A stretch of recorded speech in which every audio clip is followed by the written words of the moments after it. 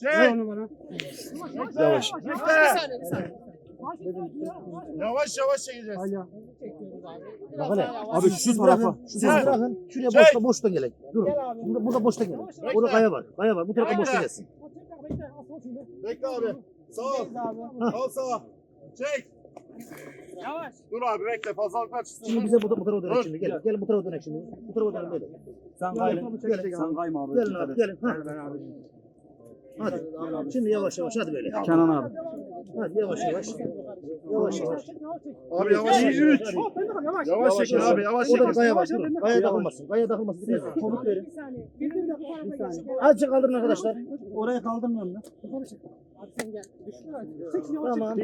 Yavaş yavaş yavaş. Yavaş yavaş çekin. Yavaş yavaş. Bekle yavaş. Sen de gel abi. Yavaş. Yarım metre. 1, 2, 3. Hadi. Yarım metre yavaş. Yavaş. Bak el ver bana. Gel abi. Yavaş yavaş. Yavaş. Çek abi bir yarım daha. Al abi. Çek abi. Çek bırak. Çekil. Geri çık. Geri çık. Geri çık. Biraz daha. Geri çık. Tamam abi. Geri. Çek ayağını. Tut. Bir saniye. Tut. Bu arabanın arkasına kadar kayın. Araç nerede? Arabanın arkasına kadar. boş mu? Beyefendi. Açalım buradan.